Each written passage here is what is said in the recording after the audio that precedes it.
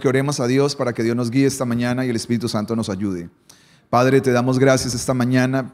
Bendito Señor, gracias por tu fidelidad, gracias por tu amor. Nosotros creemos en la palabra, nosotros creemos en lo que dice, Señor, la Biblia. Señor, creemos en ti. Mucha gente nos trata y nos ve de manera rara, nos ve de manera, Señor, distinta. Señor, pero en el nombre de Jesús tú nos has dado un llamado, nos has dado un mensaje, Señor, y el mensaje tuyo ha prevalecido, Señor, más de 20 siglos. La Biblia no fue un libro que se escribió hace 100 años, la Biblia fue un libro que se viene construyendo por más de 28 siglos. Ha prevalecido tu palabra, Señor, ha prevalecido frente a presidentes, reinos, ha prevalecido frente a Nerón, los Césares, Señor, Alejandro Magno y todos estos líderes mundiales, Señor, donde tu palabra prevaleció, Dios. Ha prevalecido por la época de mayor oscuridad en la tierra, Señor. Siempre prevaleció tu palabra, Señor, porque la palabra no es un libro escrito por hombres. Tu palabra, Señor, es inspirada por ti, Dios. Y de esa palabra queremos abrazarla, aferrarnos, creerla y caminar sobre ella, Dios. En el nombre de Cristo Jesús te doy gracias porque en ti, Señor, está la respuesta a lo que nosotros estamos buscando. En el nombre de Jesús. Amén. Uno de los hombres, bueno, denle un aplauso al Señor, se le dará un aplauso. Uno de los hombres que más impactó mi vida, hoy voy a hablarle de dos, cuando inicié mi vida cristiana, es un hombre que se llama Loren Cunningham. Es un hombre que tuve la oportunidad de conocer primero por un libro, porque hace 20 algo de años fui a un lugar y en ese lugar me dijeron, no, quiero que lea este libro. El libro se llama, porque todavía estará traducido a muchos idiomas, ¿Eres tú, Señor? Y en el libro cuenta la historia de un joven que un día Dios tocó su corazón y lo atrajo a él, y él le hizo esa pregunta, Señor, ¿quién es el que me está llamando? Y después que le hizo esa pregunta de quién está llamando, dice, yo soy Jesús, al que te estaba buscando. Y después de eso le dijo, Señor, ¿qué quieres que yo haga? De eso nació la organización más grande que existe en el mundo, que se llama Jukun, una Juventud con una Misión, la organización más grande en el mundo misionera, porque está en más de 200 países. Está en Ucrania en este momento, está en Ucrania trabajando, está trabajando en Rusia, está en la China, está en la India, está en lugares donde iglesias no están, ellos están haciendo la obra misionera. Todo debido a que él decidió obedecer a qué es lo que Dios quería que hiciera en la vida. Y hoy quiero que leamos unos versículos y quiero que usted le preste mucha atención a estos versículos que vamos a leer porque son maravillosos estos versículos. Dice la palabra así: y cayendo en tierra, oyó una voz del cielo que le decía, Saulo, Saulo, ¿por qué me persigues? Y él que le dijo, ¿quién eres, Señor? Y él le dijo, yo soy Jesús, a quien tú persigues. Dura cosa te es dar coces contra el aguijón. Él, temblando y temeroso, dijo, Señor, ¿qué quieres que yo haga? Y el Señor le dijo, levántate y entra en la ciudad y allí se te dirá lo que tú tienes que hacer. Quiero decirle que estos versículos, y mi esposa, ayer hablamos anoche de manera, digo, soberana de Dios. Ella predicó estos versículos en febrero y yo la verdad, soy sincero, no me había percatado que ella los había predicado. Pero le dije, no hay problema, porque tal vez Dios quiere darle a la iglesia una cosa de nuevo, porque cuando hay un mensaje que se repite sin ponernos de acuerdo es porque hay algo divino en lo que hay que decir.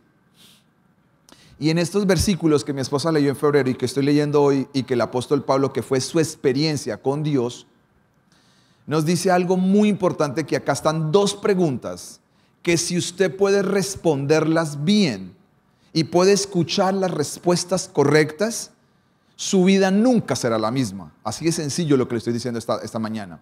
Parece un mensaje motivacional, pero es de verdad. Si usted puede darle respuesta a estas dos preguntas, si usted puede escuchar qué es, dos cosas, Él le preguntó cuando va caminando, la historia es que ellos van caminando, algunos dicen que iban en caballos, no lo sabemos, y de repente un rayo, una luz vino y resplandeció, ellos cayeron en tierra, especialmente Pablo. Y Pablo, en medio de su ceguera, de ese encuentro, él hace una pregunta, es: ¿quién eres tú, Señor? Y esa es la gran pregunta que muchas personas no han podido responderse hasta el día de hoy. Aún personas que son católicas, personas que son cristianas, y es: ¿realmente quién es Dios?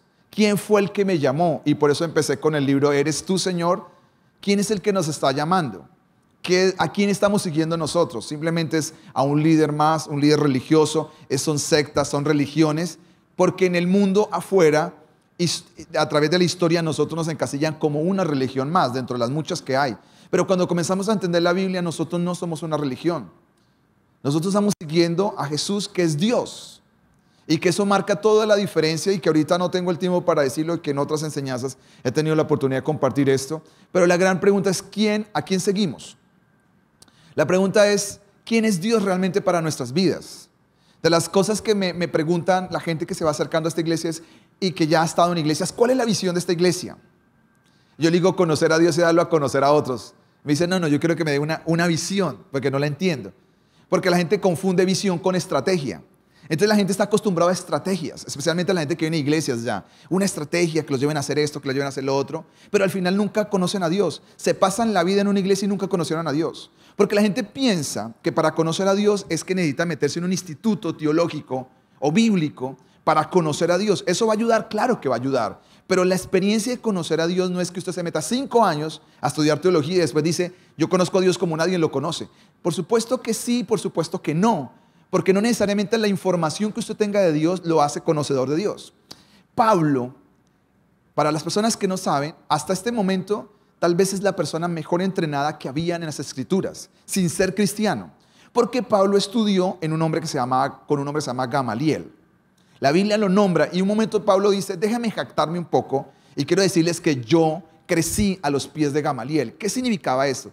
Para estudiar con Gamaliel usted tenía que tener varias cosas. Uno, pues necesita tener dinero, porque era estudiar con la mejor persona que usted podía estudiar y que le podía enseñar. Segundo, necesitaba algo de admisión. No todo el mundo admitían para estar estudiando ahí. Y Pablo dice en la Biblia: yo estudio desde joven a los pies de este hombre. Es decir, este hombre fue mi maestro.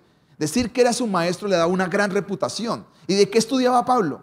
Pues estudiaba de Dios, pero no conocía a Dios. Porque cuando él está ahí dice: ¿quién eres, Señor? No sé realmente, todos estos años a quién he seguido. Y es lo que pasa, porque usted puede pasar años en una iglesia y nunca haber conocido a Dios. Y la gran pregunta es: si usted logra responder quién es Dios y usted comienza a seguir a Dios, su vida cambia literalmente. Porque olvídese de iglesias, olvídese estas paredes y comience a ver de una manera diferente, que es como yo veo el evangelio. Es decir, aquí estas paredes las necesitamos para reunirnos, para no hacer bulla alrededor, para poder ser efectivos, para poderle comunicar el mensaje a las personas. Pero al final esto no es la iglesia. Este es el lugar de reunión donde nos reunimos cada fin de semana. Pero este no es la iglesia. La iglesia es usted. Usted, dice la Biblia, que es un ladrillo vivo donde se construye toda la edificación espiritual. Y para que usted conozca a Dios, usted necesita tener una experiencia con Dios todos los días. El conocimiento de Dios no necesariamente se da aquí usted sentado. Yo estoy transmitiendo la información. Esa información mañana, si usted comienza a ponerla en práctica, es donde comienza la experiencia con Dios. De resto, simplemente es una información que usted escuchó hoy, que puede ser muy buena, interesante y que le puede aportar tantas cosas a su vida, pero no deja de ser eso, información.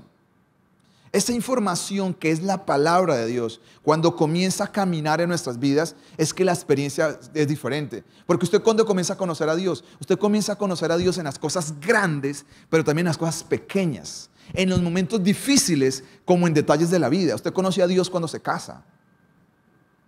Yo he visto gente que me ha dicho: Dios de manera sobrenatural fue como un papá para mí, porque proveyó detalles que yo soñaba. Y ahí pueden conocer a Dios. Una persona puede conocer a Dios en el lecho ya antes de fallecer. En ese momento experimentó el consuelo de Dios en medio de una dificultad. Una persona conoce a Dios en un avión que está por caerse, que comienza a fallar, y así comienza a decir todo el mundo: Dios mío, Dios mío. Yo iba viajando hacia Centroamérica, iba un equipo de fútbol colombiano muy famoso, y comenzó ese avión a molestar bastante, y venían recochándolo, le ponían cuidado a las azafatas, y apenas comenzó ese avión a decir, y le dijeron: siéntase porque la cosa estaba poniendo difícil, Yo los vi callados, los vi uno con la cabeza abajo, los vi rezando, porque ahí la gente cambia. Porque cuando está cerca la muerte, usted conoce a Dios. Usted conoce a Dios, puede conocer a Dios en medio de una enfermedad. Puede conocer a Dios en medio del nacimiento de un hijo. Es decir, yo nunca, mi corazón se sensibilizó cuando tuve un hijo. Hasta que no lo tuve, el corazón no se sensibiliza. Entonces la experiencia de conocer a Dios, usted no se puede meter en un instituto. El instituto le lanzan información, la iglesia le lanza información. Ahora, ¿usted qué va a hacer con la información? ¿Dónde uno conoce a Dios? Cuando uno en la vida está pelado y comienza a creerle a Dios y Dios comienza a prosperarlo. Usted dice, por eso la palabra dice, nunca te olvides de dónde Jehová te ha traído. Yo siempre le digo eso a la gente, nunca olvide de dónde son sus inicios. Porque si usted no olvida de dónde fueron sus inicios, cuando esté grande, seguirá siendo grande. Porque no pierde el norte, porque usted no se desconecta de dónde ha venido, porque usted le atribuye su éxito ¿a qué? A la fidelidad de Dios. Y ese es el conocimiento. Eso nadie se lo va a enseñar a usted, eso usted tiene que vivirlo. Cuando está pasando una tentación donde usted dice, yo quiero es pecar, porque siento que quiero hacerlo. Pero es ir a arrodillarse y decir, Señor, dame la fuerza para no hacer lo contrario. Y usted experimentar la fortaleza de Dios. Dice, yo aprendí a conocer a Dios en medio de la debilidad. Entonces, de resto, usted nunca va a conocer a Dios. Si usted logra conocer a Dios de manera personal, usted ya resolvió muchos asuntos de su vida. Y después la segunda pregunta a la cual me quiero enfocar esta mañana es, después de que Pablo dice, ¿quién eres? El que le responde Jesús, dice, yo soy Jesús, a quien tú persigues. Ya Pablo dice que estaba tembloroso y le dice, temblando y temeroso le dijo, Señor, ¿ahora qué quieres que yo haga? Esta es la segunda pregunta que si usted logra resolver en la vida, usted nunca es la misma persona. Nunca. ¿Qué es lo que Dios quiere que usted haga en la vida? ¿Sabía que la razón por la cual usted no se ha muerto es porque todavía hay algo que Dios piensa con usted? ¿Sabía que la razón por la cual se ha sobrevivido el COVID, ha sobrevivido en la vida accidentes, situaciones y tantas cosas que ha sobrevivido es porque todavía Dios dice, yo tengo un plan contigo? Si usted fuera un estorbo para este mundo, ya Dios lo hubiera llevado. Y a pesar de que hay gente que es un estorbo para este mundo, porque le hace daño a este mundo, yo antes en mi humanidad y mi intelecto que tenía decía, esta persona debería de irse, Señor.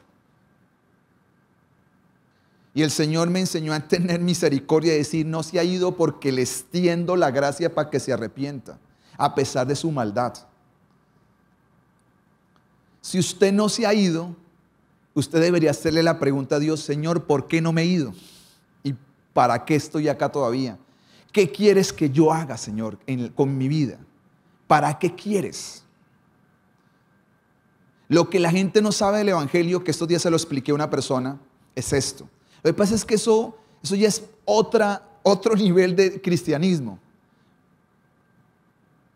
El día que una persona recibe a Cristo, lo que sucede según en la Biblia es esta. Efesios capítulo 1, versículo 7 dice, Él nos redimió por su sangre para el perdón de nuestros pecados. ¿Qué significa la palabra redimir? La palabra redimir significa el pago de un precio por un esclavo para hacerlo libre. Entonces las personas pensamos, pero esa es la gracia de Dios y el amor de Dios para que usted vaya conociendo cómo es Dios. Es que sin usted darse cuenta y yo darme cuenta, nunca me percaté de eso, yo era un esclavo. ¿Por qué era esclavo? Porque yo no podía dejar de hacer cosas que hacía y era esclavo. Porque una persona que no puede dejar algo no puede decir que es libre. La gente dice, no me gustan las iglesias porque a uno lo vuelven, lo esclavizan. Lo comienzan a poner un montón de restricciones. Pero porque usted es la iglesia equivocada posiblemente, porque no hay restricciones. Usted ya es esclavo porque una persona que es esclava es una persona que quiere dejar algo y no lo puede dejar. Entonces usted no es libre. La gente que profesa fuera libertad no es libre porque muchas veces en medio de toda su maldad todos tenemos un momento de conciencia de decir yo quiero dejar esto porque esto me hace daño, pero no lo puede dejar. Entonces todos al final somos esclavos. Entonces cuando uno viene, Jesús paga el precio para que salga de la esclavitud. ¿Y nosotros qué hacemos? Pensamos que Dios paga el precio de nuestra esclavitud para ser libres. Claro, somos libres. pero no libres para vivir seguir viviendo a nuestro antojo, sino ahora pasamos de ser de esclavos del pecado para ser ¿qué? Siervos de Dios. Y la pregunta que hace un siervo, un amo, ¿qué es? ¿Para qué me liberaste? ¿Por qué tú en un mercado de esclavo pagaste mi redención? Porque en ese tiempo hay mercado de esclavos. Lo que pasa es que en nuestra cultura esto no existe y nos cuesta entenderlo. Todavía en el mundo existe mercado de esclavos, pero en esta época era habitual el mercado de esclavos. Así como iban tiendas campesinas a vender papas y todas esas cosas, había una tienda donde iban un montón de gente esclava a decir, este me gusta, este me escupo, y voy a comprarlo para llevarme para la casa. Eso es lo que había en el pasado. ¿Y esta gente compraba para qué? ¿Para dejarlo libre y decir, yo le pago y vaya para su casa? No, venga a hacer las labores. Lo que pasa es que ahorita yo lo voy a tratar diferente. Lo que dice el Evangelio, cuando personas que son cristianas de verdad, es decir, no fueron comprados para la libertad propia, para decir, ahora hago con mi vida lo que quiero, sino es para decirle, ahora qué tú quieres que yo haga, Señor. Pero lo maravilloso es que Dios nunca lo va a subyugar a usted. Y lo más maravilloso es que a pesar de que Jesús pagó el precio, deja que si usted se quiere ir, se puede ir. Es su decisión. Nadie, el Señor lo va a detener para hacer la pregunta, ¿qué quieres que yo haga, Señor? Así que hoy quiero hablar acerca de la maravillosa voluntad de Dios. Usted tiene que saber 3 cosas acerca de la voluntad de Dios. Hay algo que se llama la voluntad soberana de Dios. Hay una cosa que se llama la voluntad moral de Dios. Y hay una tercera cosa que se llama la voluntad específica de Dios. Y déjeme explicarle estas 3 porque sobre estas 3 voy a gravitar y sobre unos mitos. Y entre 8 días cierro el mensaje porque es un mensaje que tiene 2 partes. Así que la voluntad de Dios tiene 3 cosas, vuelvo y le repito, una que se llama la voluntad soberana de Dios. Vamos a ir a Deuteronomio capítulo 29 para que leamos ese texto. Dice así, el Señor nuestro Dios, ¿qué dice acá? Ponga atención a la pantalla si usted no tiene la Biblia. Y si busca, porque hay gente que demora media hora buscando en la Biblia, no mire la Biblia, mire las pantallas, porque yo voy a 1000 en el mensaje. Dice, nuestro Dios tiene secretos que nadie conoce. ¿Qué tiene Dios? Secretos. ¿Que nadie qué? Este versículo fue el versículo que a mí Dios me explicó por qué el ocultismo y la brujería es mala. Y el satanismo y todo esto. Porque hay cosas secretas y hay cosas ocultas que solo Dios sabe. Si una persona quiere saber lo oculto y lo secreto, pero sin Dios, se mete en una puerta equivocada. O sea, es la puerta, parece decente, pero es una puerta que se llama satanismo. Toda la gente que quiere saber el futuro, que quiere saber tantas cosas de la vida, que por qué se murió, dónde murió mi abuela, yo quiero que alguien me lo diga, todo ese tipo de cosas. Y va a consultar brujo, se metió por la puerta equivocada. Y por eso después Satanás comienza a atraer a esas personas, a espantarlos, a atormentarlos, a tener pesadillas. Eso pasa con el paso de los años. Y la gente después me ha buscado 1000 de veces. ¿Por qué? Y le digo, ¿no será que algún día usted o su familia practicó el ocultismo? Porque usted se entró por una puerta equivocada. Eso se llama el mundo soberano de Dios. Que hay cosas en la vida que pasan que no tienen sentido. Hace muchos años me leí un libro que me gustó mucho y que es un bestseller del Dr. J. Dodson que se llama Cuando lo que Dios hace no tiene sentido. Y en ese libro leí una historia que nunca se me olvidó y que siempre la tengo en mente. Y es la historia de un joven que fue consagrado a Dios desde niño. Un hombre que caminó con Dios, un hombre temeroso de Dios, con una proyección impresionante, que fue a la universidad y que estaba listo y preparado para ir a trabajar con la NASA por su capacidad intelectual y por todo esto. Pero que a pesar de tener toda esa capacidad, él se había noviado con una chica preciosa que también temía a Dios. Juntos estaban sirviéndole a Dios y su anhelo era ser misioneros a pesar de todas esas capacidades que tenían. Pero de repente el hombre se murió. Y uno se pregunta, ¿por qué se muere una persona así? ¿Por qué se tiene que morir una persona así? Si hay gente que no quiere vivir, que se toma pastas y no se muere. Que hay gente que se ha tirado contra trenes y no se muere. Y que tiene una proyección de bendecir, porque junto con su novia habían decidido mantenerse puros, santos, ir al altar y después de eso decirle, Señor, ¿qué quieres que haga en nuestras vidas? Vamos a servir donde tú quieras llevarnos al mundo, para servirle a las comunidades, para servirle a las personas. Pero se muere. Y eso no tiene sentido. ¿No le parece a usted? Hace unos años atrás yo estaba en una conferencia y escuchando unas personas de Dios muy poderosas, y entre esos estaba un hombre que muy hombre de Dios. Yo después de escucharlo, yo dije, ¿cuánto me gustaría estar con este hombre unos 6 meses, escuchándolo, aprendiendo, caminando? Cuando el otro año me enteró por las noticias que iban a salir en su helicóptero personal con su equipo de trabajo, iban a otro país a dar la palabra y el helicóptero estalló y se mataron. Se mataron 8 personas. Es uno de los hombres más reconocidos en el Evangelio y usted se pregunta, ¿por qué se murió? Que son personas que todavía tienen tanto para darle a la vida, para enseñarle a tantas personas, para alcanzar tanta gente en el Evangelio y se murió. Eso es difícil de entender dentro de la mente humana, porque se llaman los planes soberanos de Dios, es decir, hay cosas secretas que no logramos entender, que no logramos saber. Cuando yo comencé a estudiar por qué Jesús murió en la cruz, que es un misterio, me demoró años y todavía lo sigo estudiando, aprendiendo más, por qué Jesús tenía que morir en una cruz, por qué no murió de otra manera, y todo ese tipo de cosas.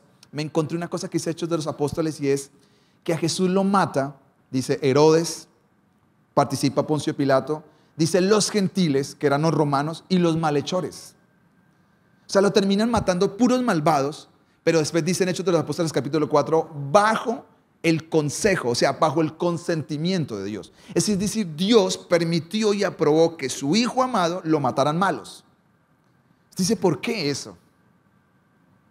¿Por qué Jesús simplemente no fue, murió y ya? Si era morir, ¿por qué así? Pero usted tiene que entender todo esto, es una cosa profunda que en la cabeza se va a usted nunca entenderlo. Hace años una persona me hizo una pregunta y me hizo, yo estaba predicando una cosa acerca de esto y al final me preguntó y me dijo, pero bueno, usted predica todas estas cosas, está hablando acerca de cómo Dios y todo esto, pero yo no entiendo lo del tsunami que pasó en Tailandia hace unos años, cuando en ese tsunami murieron muchos niños. ¿Por qué si Dios es tan bueno, permite la muerte de tantos niños inocentes? Los grandes está bien, me dijo él, pero los adultos, pero los niños que no tienen nada que ver. Siempre hay gente muy curiosa. Yo le dije, no entiendo todo, pero he entendido que Dios es bueno y es soberano y hay cosas que no entiendo. Pero son de esas cosas que yo dije, quisiera Dios que tú me revelaras, porque la voluntad soberana de Dios solo se puede conocer si Dios abre la ventana para que se conozca. Esto nunca usted lo podrá entender. Dios lo puede hacer, Dios lo puede hacer. Pasaron los meses y de repente escucho un hombre que conocía muy bien la situación de este lugar donde sucedió el tsunami y dijo, muchos de los niños que murieron en este lugar eran prostituidos por trata de mafias de blancas, donde muchos de estos niños estaban pasando por todo esto. Y para una persona que ha estado metido en todo este tema de tratas de blancas, de niños, de que han crecido en la prostitución con adultos y con todo esto, esta vida es un infierno, lo único que quieren es morirse, quisieran cambiar la muerte por dejar la vida que tienen. Y ahí uno comienza a entender misterios que nosotros no entendemos. Y lo que tal vez era una tragedia, tal vez fue una salvavidas para todos estos niños. Porque en la voluntad soberana de Dios pasan muchas cosas que nosotros no entendemos. Por eso hay secretos que solo Dios sabe. El problema es cuando nosotros jugamos a ser Dios y a tratar de decir qué es lo que Dios tendría que hacer cuando ni siquiera podemos manejar nuestra propia vida.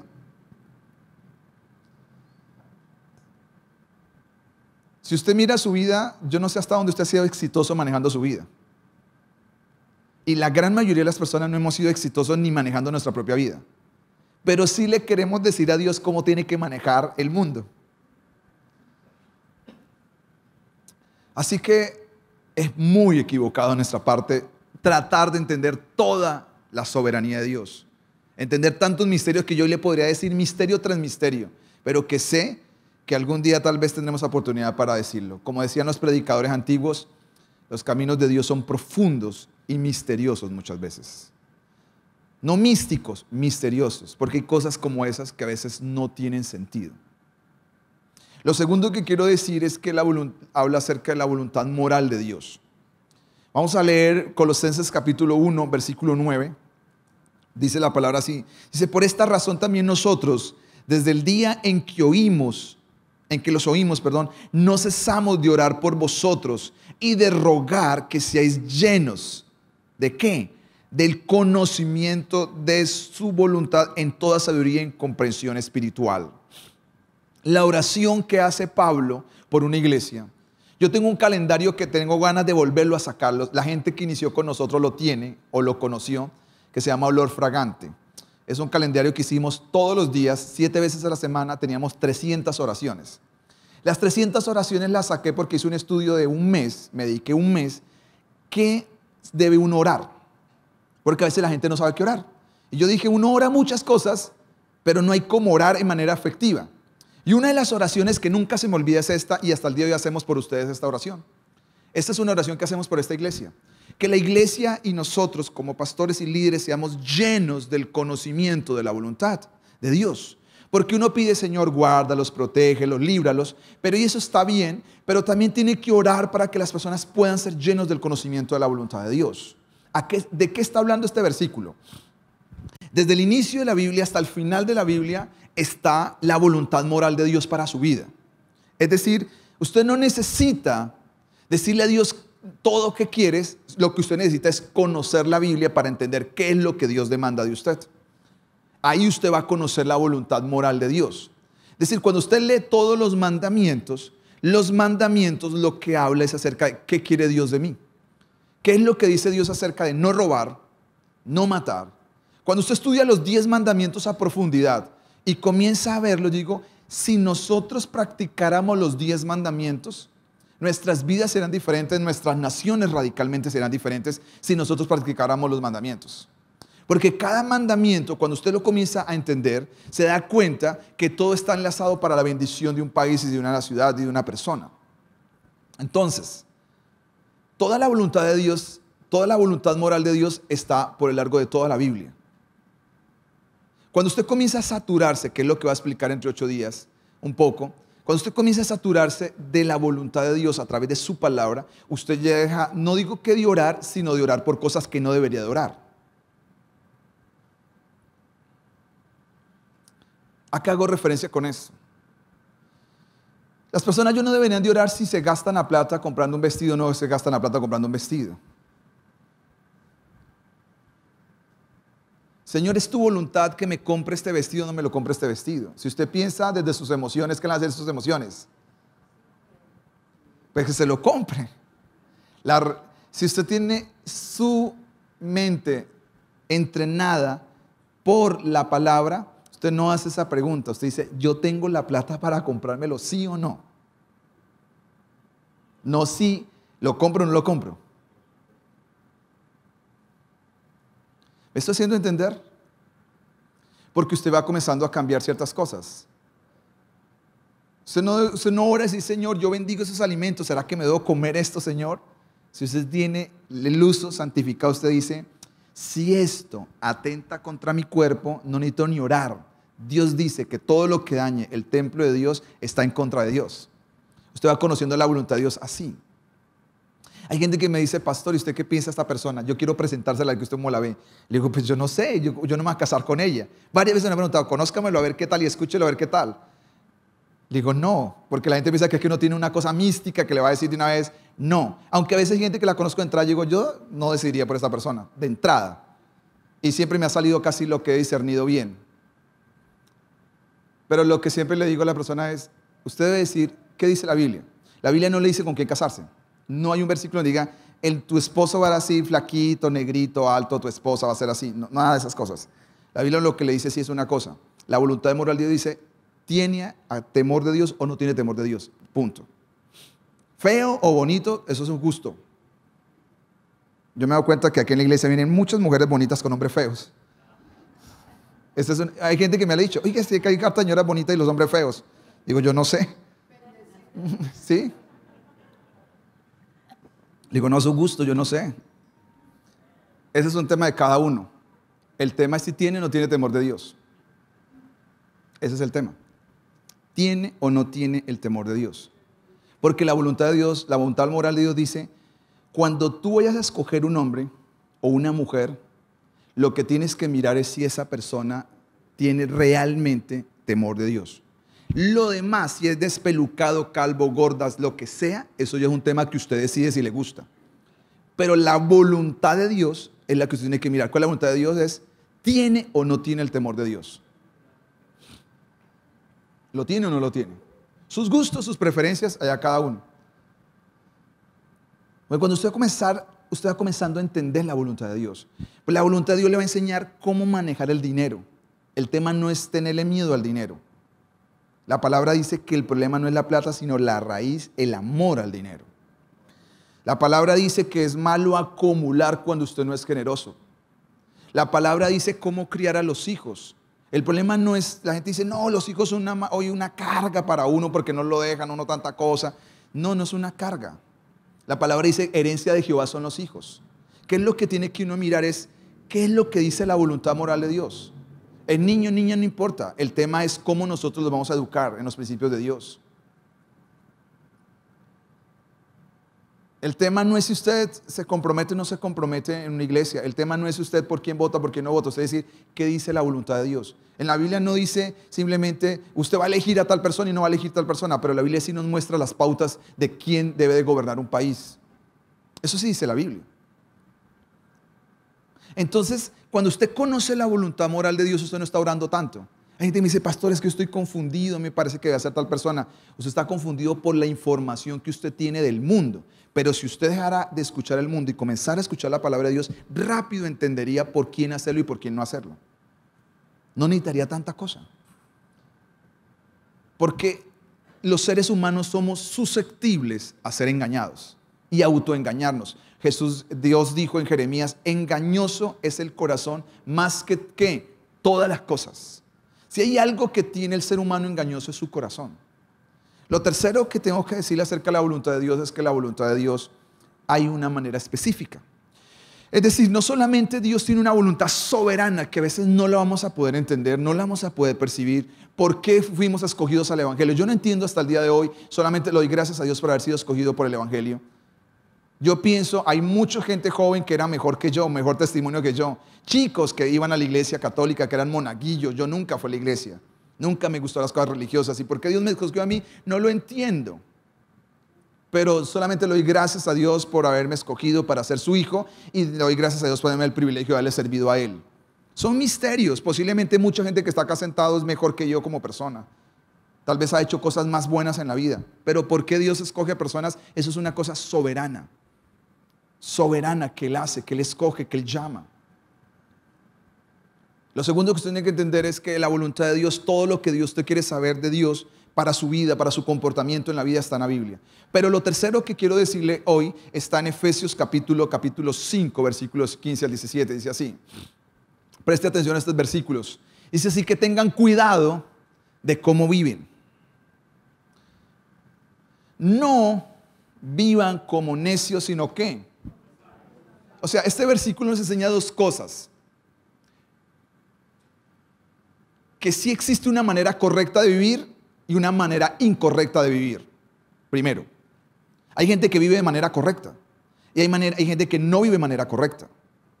Lo segundo que nos dice este versículo es que hay gente que vive como sabio y otros que viven como ¿qué? Como necios. Hay gente que vive como necia y gente que vive como sabias. Entonces, la manera correcta de vivir, ¿cómo es? Como una persona sabia. ¿Y cómo es la manera incorrecta de vivir? Como un necio. ¿Hasta ahí vamos?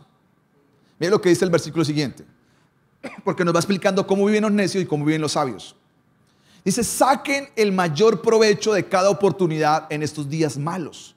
En la Reina Valera dice, aprovechen bien el tiempo porque vienen días malos. Entonces, ¿cómo es una persona necia? Una persona necia desperdicia el tiempo. Una persona sabia, ¿qué es? Aprovecha el tiempo. A mí me gusta de la iglesia en la cual Dios me ha dado el privilegio de pastorear, es que todos, casi la gran mayoría, somos ocupados. Acá es difícil hacer una reunión y me dicen, ay, ¿por qué no hacer una reunión? Le digo, sencillo, porque todos vivimos ocupados. Yo trabajo todos los días. Y salgo de trabajar y sigo trabajando en la iglesia. No somos personas de decir, no, vivimos allá en la casa sin nada que hacer, venga para la iglesia. No, todos trabajamos. Entonces, cuando usted vive tan ocupado, tiene tantas exigencias, yo quisiera tener días de 28 horas para todo lo que tengo por hacer en la vida, ¿qué toca hacer? Sacar tiempo y aprovecharlo bien. Porque no hay tiempo. Cuando usted no tiene tiempo, lo que tiene que hacer es aprovechar el poco que tiene y aprovecharlo bien. Así andan los sabios. Que usted tiene que hacer tantas cosas en la vida y todas demandan que usted las haga bien. La casa, yo digo, demando que sea buen esposo, me demanda que sea buen papá, me demanda la iglesia que sea buen pastor, me demandan los que enseñan que enseñe bien. El trabajo me demanda que yo tenga unas responsabilidades con el gobierno, con las personas, con todo el mundo. Todo el mundo demanda de que uno haga las cosas bien. Y para eso, y para poder cumplir a todos, ¿qué tiene que hacer? Pues tiene que saber aprovechar el tiempo para poder a todos poderles cumplir. Porque demanda tiempo, demanda desafíos. Y después, ¿qué dice? No actúen sin pensar.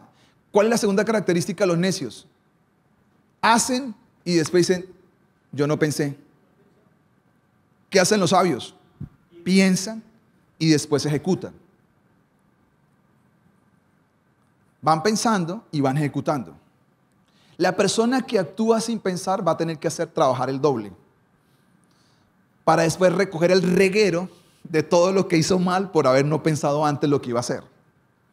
Por eso es mejor invertir más tiempo en pensar para ejecutar, que cuando usted ejecuta no tenga que corregir tanto porque ha ejecutado bien las cosas.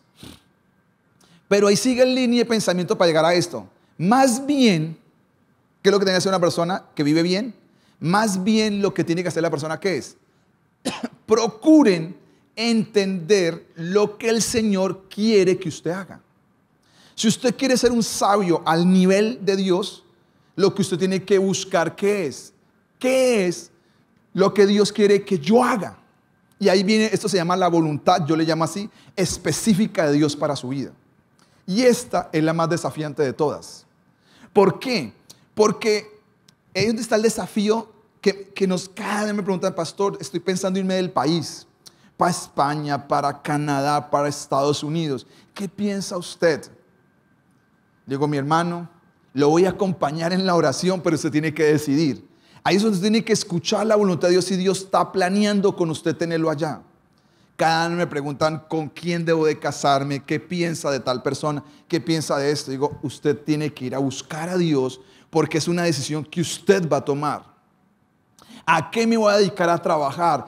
¿Cree usted que este negocio es rentable o no es rentable? Le digo, todos los negocios son rentables, pero no todos los negocios son para todas las personas. Todo negocio es rentable. Si se llama vender hielo, es rentable. Vender helados en la casa es rentable. La pregunta es, ¿para usted vender helados o no vender helados? Y es ahí donde usted comienza a tener que escuchar qué plan tiene Dios con su vida para sacarlo de su economía. ¿Qué plan Dios tiene? ¿Qué piensa? Porque cuando usted ya es casado o casada, escuche lo que le va a decir. Dios no piensa solo con usted, ya Dios piensa en pareja. Por eso, y esto no lo hago para generar cargas, por eso a veces es bueno decidir bien con quién va a vivir el resto de la vida. Porque esa persona juntos van a llevar la carga, o usted va a tener que cargar esa carga, una de dos. Porque la persona tiene que entender, ser afín. Yo hago esto desde joven y siempre pensé, yo digo, ¿qué tal? A mí me presentaron muchas chicas, mire esta chica, mire esto, mire aquello, lo otro. Y decía, claro, muy bonitas eran, muy de todo. Pero yo dije, esta niña se casa conmigo al ritmo que yo vivo y en 6 meses se quiere separar de mí. Porque se le va a pasar el encanto. Ahí le va a llegar todo el encanto que tiene. Porque no sabe qué es vivir a un ritmo de los que vivimos nosotros. Entonces, si usted tiene un propósito en la vida, así, y usted se casa con una persona que tiene otro así, se va a dar cuenta que toda la vida va a estar ahí cargando. Esto es un secreto para los solteros. Hay poquito esta mañana. Esto era más para anoche y para el que sigue. Pero hay unos poquitos. Uno descubre primero qué va a hacer en la vida y después descubre con quién se va a casar. No primero con quién se casa y después qué va a hacer. Si se invierte, usted se casó mal y después descubrió, después dice, esa gente con la cual yo vivo no quiere hacer lo que yo quiero. Véalo así, Felipe. descubra qué es lo que quiere. Porque yo dije, yo ya soy pastor, yo voy a ser pastor. Ya a los 19 años era pastor. Yo dije, no toda persona que se case con un pastor es una pastora. Necesita tener su propio llamado de divino. Porque todo mundo no le gusta esto que yo hago. Las chicas les gusta el viernes decir, no, ay, otra vez la iglesia. Yo quisiera que nos fuéramos a rumbear, quisiera que fuéramos a un bar a tomar unas cervezas, a tomar unas micheladas con mi esposo. Pero mi esposo está metido en una iglesia. Entonces yo digo, voy a tener una mujer frustrada toda la vida. Y yo seré un hombre frustrado porque tengo una mujer frustrada toda la vida. Eso pasa en cualquier escenario. Si usted es un hombre empresario, un emprendedor, y da con una mujer que no tiene ni nada de espíritu para nada de esas cosas, o al revés, dice, no, a mí no me gustan todas esas cosas, hágalo usted. Después va a decir, usted no dedica tiempo, usted no sé qué, usted todo lo malo.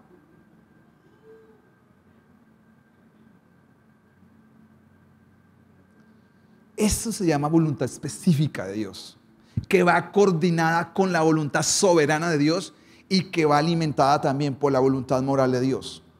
La pregunta que me han hecho al $1.000.000 es, ¿usted cree que existe una persona creada por Dios y diseñada para uno? ¿Sí o no? Hoy no es la respuesta. No se la voy a dar.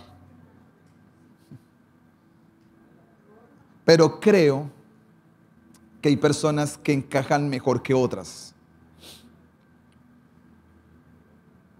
Porque es un tema de destinos eternos, soberanos, que Dios va armando. Tengo muy poco tiempo para terminar la palabra y estoy viendo que el horario está, porque quiero terminar con esto de que hay unos mitos equivocados acerca de la voluntad de Dios y voy a hablarlos porque tengo que evacuar este principio. El primer mito equivocado acerca de la voluntad de Dios es el mito del mapa, y es este. Todos los mitos que yo le voy a decir son mitos que yo tenía porque alguien me enseñó que eso era así. Y después me di cuenta que eso no era así. El mito del mapa, ¿qué es?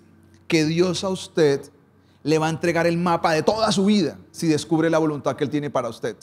¿Qué le va a decir que van a pasar en 2 años, en 3 años, 5 años, 20 años? Es como decir, Dios, yo te tengo para llegar a Bogotá y ya tú sabes a dónde van a ser todas las estaciones. Eso no va a ser así.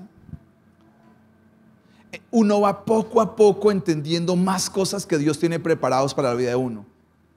Usted acepta un llamado, acepta algo de Dios, pero usted no sabe todo lo que eso trae consigo. Yo tengo un gran amigo que aprecio muchísimo, un hombre de Dios, al cual más que apreciarlo lo respeto mucho, y nos conocimos de forma divina con mi esposa, y él nos compartió algo de Dios para nuestros corazones muy tremendo y bendijo nuestras vidas. Después de bendecir nuestras vidas con el mensaje que Dios tenía para nosotros, él me dijo algo. Y me dijo, tú vas a pasar, creo que fueron 5 años de tribulación. Y después de esos 5 años, vendrá otra etapa nueva para tu vida. Cuando yo escuché eso, yo dije, no, pero 5 años me parece muy largo. ¿Cómo será? ¿Será que él se equivocó? Todo ese tipo de cosas. Porque uno siempre quiere saber qué va a pasar mañana, controlar todo eso. Pero no me he dado cuenta que yo voy como por 4 de años difíciles que me ha pasado, pero que en todas las cosas Dios es fiel. Porque Dios no le entrega a usted todo el mapa. ¿Qué sigue? No sé qué sigue. Pero lo único que sé es que yo tengo que ir a escuchar a Dios para lo que sigue. ¿Qué sigue en la vida? ¿Qué Dios tiene más con nosotros? Yo ya descubrí para qué nací. Pero ¿qué sigue más en la vida? Y usted tiene que comenzar a decir, ¿qué sigue más, Dios? ¿Era todo esto? ¿Tú querías que terminara así mi vida? ¿Esto era todo? Esa es la pregunta que usted tiene que hacerse. Lo segundo que usted tiene que saber es el mito de la miseria. Aquí anoche yo sentí el ambiente y me gusta la gente que es sincera. Yo sentía que en el ambiente hay un ambiente de miedo. La gente le tiene miedo a hacer la voluntad de Dios. Porque siente que si hace la voluntad de Dios, Dios le va a arruinar su vida. Siente que si toma una decisión por Dios, tal vez Dios le va a quitar algo que ama mucho. Le tiene miedo a eso. Pero yo quiero decirle que Dios no es así. Que a veces van a costar cosas, claro, por supuesto. Cuando yo me di cuenta que Dios tenía algo para mi vida, lo primero que yo hice fue alejarme de todos mis amigos por 2 años. Porque yo entendí que si seguía en ese ritmo que llevaba, mi vida iba a terminar muy mal. Yo dije, Dios no me dijo aíslate como un ermitaño, pero yo sabía que yo no podía con la debilidad que tenía, o las debilidades que tenía. Y que con ellos no era fácil yo dejar mis debilidades. Y yo dije, no, yo tengo que, no más. Me encerré a leer libros, a otras cosas, obviamente trabajaba y hacía otras cosas, pero en mis tiempos libres ya no volví a hacer lo mismo que hacía. Me costó, por supuesto, pero ya después entendí que fue lo mejor para mi vida. Entiendo y veo hacia atrás, y lo veo con mucho respeto, muchos de los amigos míos se quedaron ahí. En vagancias, algunos han hecho dinero, por supuesto, pero lo mismo. Vidas destruidas, vidas de alcohol, vidas de un montón de cosas. Y digo, no todos tienen que volverse pastores, porque todos tienen ese llamado. Pero digo, gracias Señor por ese llamado. Porque cada vez pienso, ¿yo qué sería si Dios no hubiera llegado a mi vida? Yo digo, yo estaría muy mal. Estoy de eso seguro, de eso estoy convencido. Yo de mi vida estaría muy mal. Hundida en un montón de cosas. Posiblemente sin hogar, sin nada, porque eso me hubiera costado demasiado. Entonces yo miro hacia atrás y yo digo, vale la pena soltarse a saber qué es lo que Dios quiere para la vida de uno. Y no quedarse toda la vida con miedo de que si yo le entrego mi vida a Dios, Dios me va a pedir cosas que yo no puedo hacer. Si Dios le pide a usted hacer cosas que usted no puede hacer, sería injusto. Y Dios no va a hacer eso. Y con eso ya después voy a terminar la serie para que entienda cómo termina entre 8 días. Tercero, el mito del favorito. Si hay algo que de todos estos mitos a mí me marcó muchísimo, es que yo realmente en el fondo creía que Dios sí tenía favoritos. Yo decía, yo no sé por qué hay gente como tan de buenas. Yo decía, hay pastores que, hermano, todo les fluye, fácil. Y yo comenzaba a compararme y un montón de cosas, y en la vida esto, lo otro. Y yo sentía que Dios sí tenía favoritos. Hasta que me logré entender que Dios no tiene favoritos. Que Dios trata con cada persona de manera diferente. Que Dios a cada uno posiblemente, porque tal vez usted comienza a mirar, porque hay gente que ni viene a una iglesia y le va tan bien, y porque yo trato y como que no me salen las cosas tan bien. Y me di cuenta que Dios tiene sus formas, sus estilos con cada persona, trata el corazón de cada persona y a cada persona le da de acuerdo a su capacidad. Y usted comienza a entender que Dios no tiene favoritos. Dios tiene proyectos, planes soberanos que no logramos entender. Lo cuarto, mito que me di cuenta acerca que la gente tiene acerca de la voluntad y que yo tuve por muchos tiempos, es que se necesita algo rarísimo para que usted vea que realmente es Dios el que lo está llamando. Que tal vez la gente necesita una aparición de ángeles, que tal vez necesita un estruendo, un sueño, no sé, algo rarísimo para decir, ahora yo sí creo. Me doy cuenta que es lo equivocado que tenemos. De pensar que simplemente si pasa algo rarísimo, entonces Dios sí nos está hablando. Muchas veces ahí usted sentado, tal vez en su casa, de manera quieta, Dios le está hablando cosas. Dios le está mostrando su voluntad. Pero como uno necesita ver como algo espectacular, lo que desde la antigüedad los seres humanos hemos sido místicos de otra manera. Tenemos como un cierto misticismo, que nos gusta ver cosas raras. Y hay iglesias que hacen mucho énfasis en las cosas raras. Entonces cuando usted ha escuchado tanto eso, usted siente que a usted no le pasa eso. Usted se siente de qué? Usted no es de los favoritos de Dios. A los favoritos Dios sí los lleva al cielo, Dios les hace un montón de cosas, y a nosotros que no somos favoritos no nos pasa nada. Yo tuve que desbaratar todos esos mitos. Dios quiere hablarle a todo el mundo. Yo soy testimonio de esto, todos estos años. Dios a todo el mundo le quiere hablar. Es más, si usted no sea ni santo, ni haga las cosas tan bien, Dios a usted le quiere hablar. Porque un mito que yo tenía es decir, Dios no quiere hablar conmigo porque yo sé que yo he hecho cosas malas. Y claro, se interrumpe mi relación con Dios, pero no de él hacia mí, es de que yo no puedo hablarle a él porque el pecado me aleja de Dios. Pero que Dios quiere hablarme, quiere mostrarme su plan. El quinto mito es el mito del tiempo.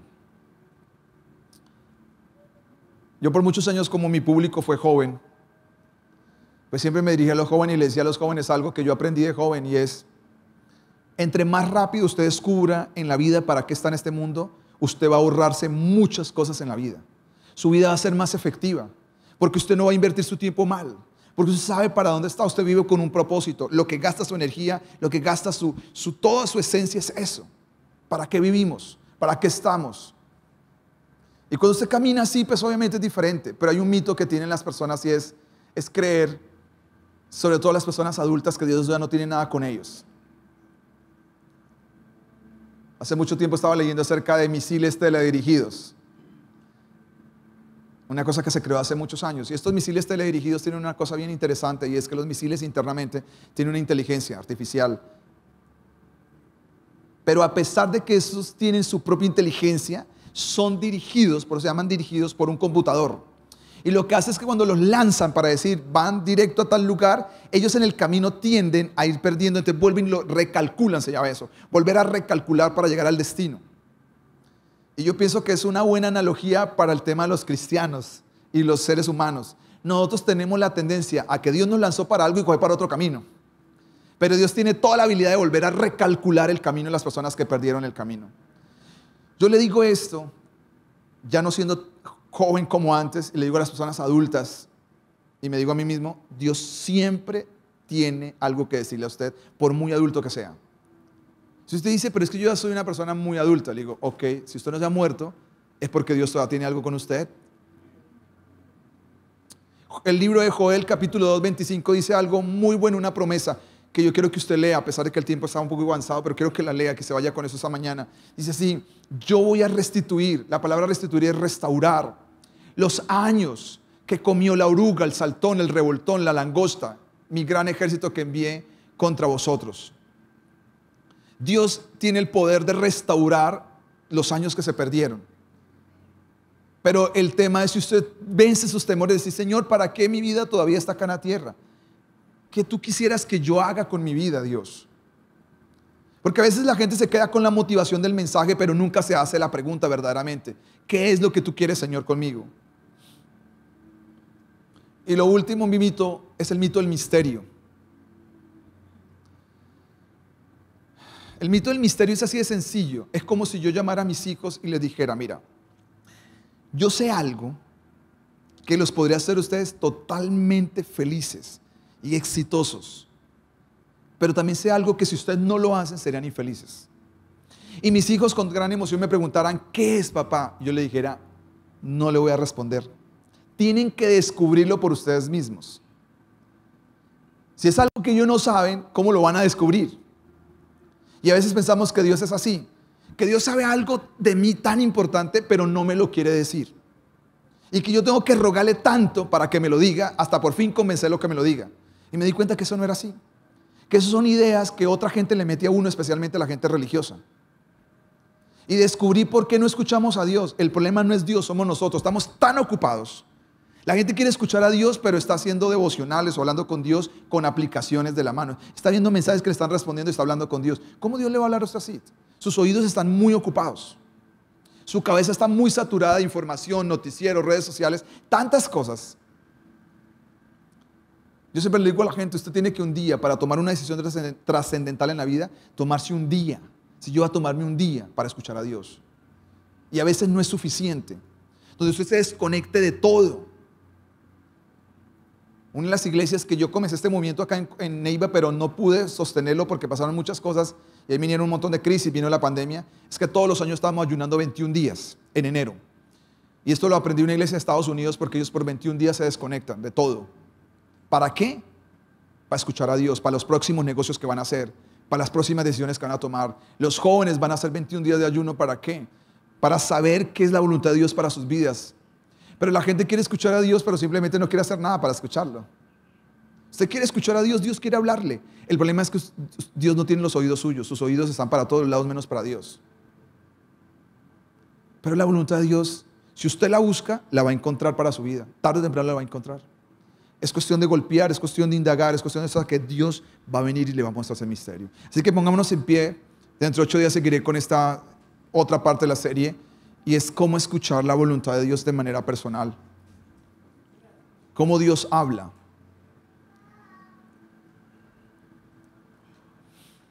Una de las cosas más complejas es soltarse en las manos de Dios.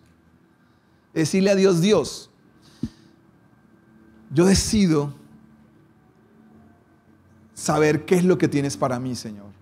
Y dejo a un lado el miedo, dejo a un lado el temor. Porque la gente dice, si Dios me pide la relación que yo tengo, ¿cómo va a dejar esa relación que tengo?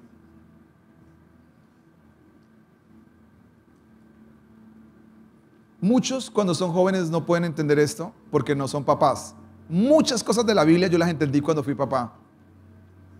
Y especialmente conocer el corazón de Dios comencé a entenderlo más cuando me volví papá. Y es que muchas veces mis hijos dicen cosas que ellos no saben lo que dicen. Yo les digo esto, les va a causar daño. Y ellos dicen, usted no sabe lo que dice, papá. Y ellos no saben lo que estás diciendo. Y así es con Dios. Tal vez cuando Dios dice, mira, atrévete a dejar esto, usted dice, usted no sabe Dios lo que me está pidiendo. Y Dios dice, yo sé más de lo que te estoy diciendo. Porque tú ves en este momento lo que ves, pero tú no ves lo que vas a pasar en 5 años. Yo sé que va a pasar en 5 años si tú sigues así. Yo termino con esto, con esta última idea, y hago una oración corta y ya, porque siento decir esto que no digo en servicio. Cuando se creó Betty la Fea, voy a terminar bien espiritual.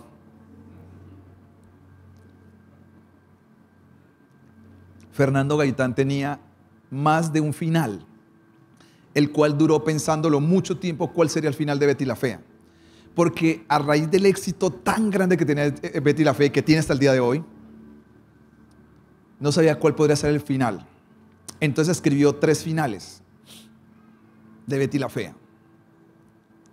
Yo creo que esa es la vida de muchas personas. Dios tiene un final original para cada persona.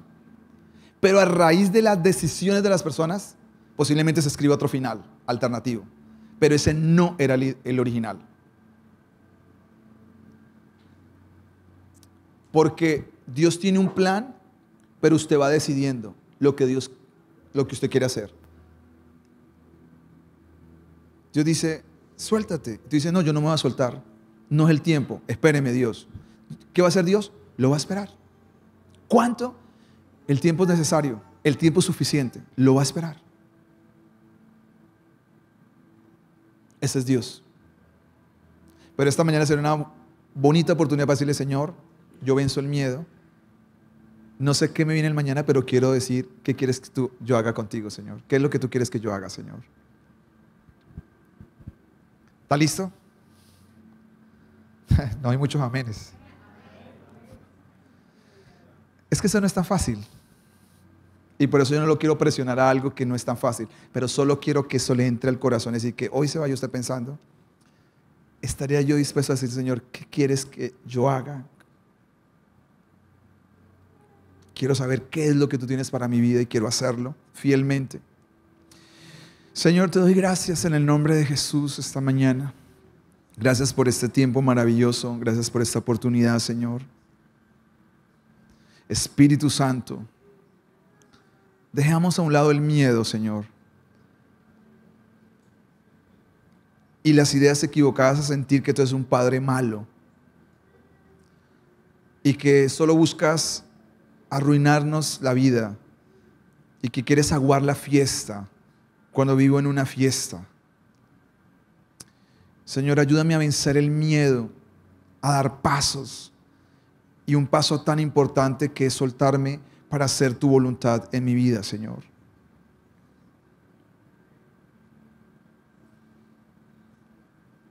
Señor, te pedimos perdón por todas las veces que hemos malinterpretado tu nombre, Señor, y tu presencia. Porque alguien tal vez nos enseñó cosas y las creímos así, Dios. Queremos soltarnos en tus manos, Dios, y confiar en ti, Señor, y obedecerte a ti, Señor. Más allá, Señor, de lo que podemos imaginar. Hasta hoy yo sé unos pasos adelante, pero no sé qué vendrá mañana, Señor. No sé qué traerá el 2023 que vendrá. Pero lo único que puedo estar convencido es que si estoy en el centro de tu voluntad, ahí estaré seguro, Señor, ahí estaré confiado. No sabemos qué traerá la economía en el mundo, No sabremos si aparecerán nuevos virus en la tierra. Nada de estas cosas en este momento las tenemos claras, Dios. La Biblia nos muestra y nos indica que vendrán cosas difíciles sobre la tierra. Pero nosotros, Señor, queremos estar convencidos de que si tú todavía permites que estemos en la tierra, es porque sabes que nosotros podemos hacerlo, Dios.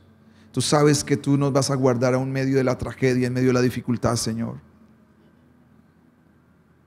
Bendito y soberano es tu nombre, Señor.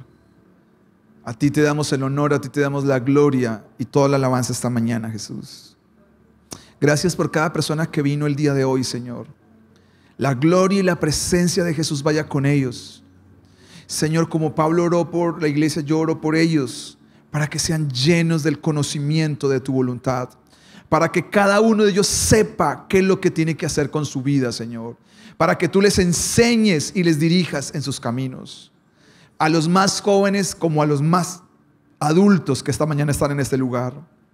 Que ninguno aquí se dé como una causa perdida, Señor, sino que cada uno pueda, Señor, abrir el corazón hacia ti. En el nombre de Jesús, la paz de Cristo vaya con ellos, la bendición de Cristo vaya con ellos. Y la guía de tu Espíritu Santo los acompañe, Señor. Muchas gracias, Dios. Amén. Y amén. Den un aplauso al Señor, la gloria sea a Dios esta mañana. Un feliz almuerzo, que les vaya muy bien.